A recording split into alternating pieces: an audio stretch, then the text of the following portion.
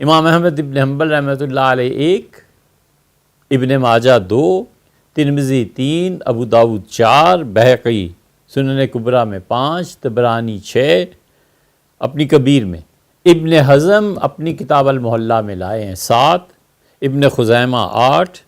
یہ سب کے سب کہتے ہیں کہ حضور اقدس صلی اللہ علیہ وسلم نے وضو کیا اور آپ نے مسح کیا اپنی جرابوں پہ۔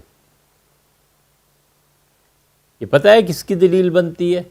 یہ دلیل بنتی ہے ابن تیمیہ رحمۃ اللہ علیہ کی، اور یہ دلیل بنتی ہے آج کل کے بچے جو اونی اور سوتی جرابوں پہ مسح کرتے ہیں نا، یہ ابن تیمیہ رحمۃ اللہ نے اجازت دی تھی۔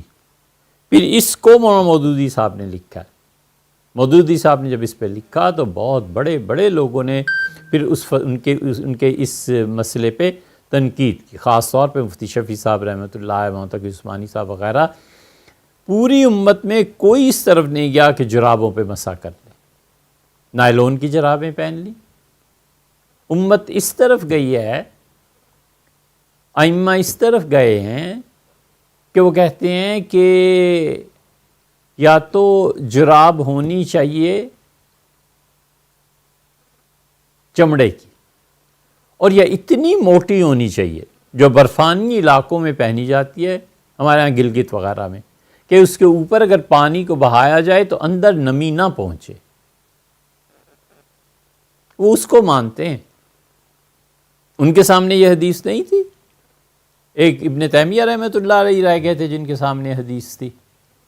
ائمہ اربعہ میں سے کوئی اس حدیث کی طرف نہیں گیا۔ وہ کہتے ہیں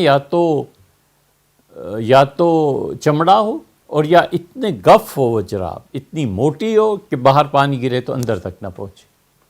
یہ مسح آسان مسئلہ نہیں ہے۔ قرآن کہتا ہے کہ اسے دھو۔ امام ابو حنیفہ رحمۃ اللہ علیہ فرماتے تھے مجھ تک جب یہ روایات پہنچی تو میں حیران ہوا اس بات پہ کہ قرآن تو کہتا ہے پاؤں کو دھو، اور یہ مسح کی روایات آ رہی ہیں، اور مسح کس پہ؟ چمڑے پہ۔ امام ابو حنیفہ رحمۃ اللہ کے جملہ البحر الرائق پہ ہیں۔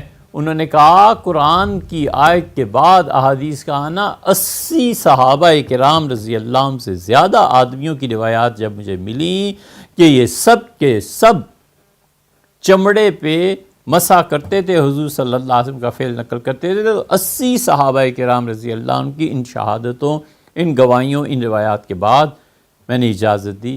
میں نے کہا احادیث بھی بہت آ گئی ہیں، تو لہٰذا چمڑے کے موضوع پہ مسح کر لیا کرو۔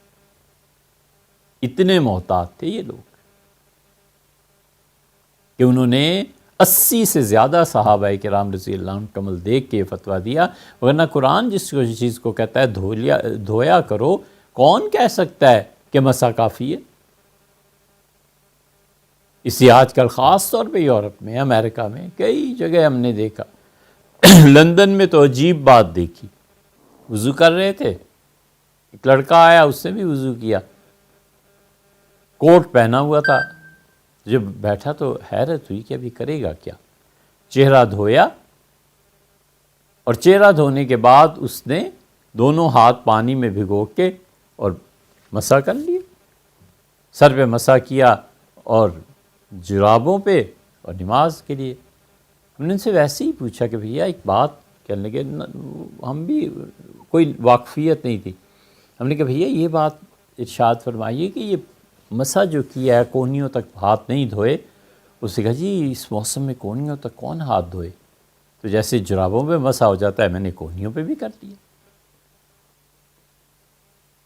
یہ ہے خود سے عقل کے زور پہ شریعت کو بدلنا۔ امام ابو حنیفہ رحمۃ اللہ نے ایک مسئلہ پیش آ گیا نا کہ پاؤں کو دھونا ہے یا مسح کرنا ہے، دھونے کا حکم تو انہوں نے کہا قرآن نے دیا ہے، اب مسح کا حکم کہاں سے قرآن میں آیا؟ انہوں نے کہا 80 صحابہ کرام رضی اللہ عنہ کی روایات پہنچی ہیں، تب میں نے فتویٰ دیا ہے کہ مسح کرو۔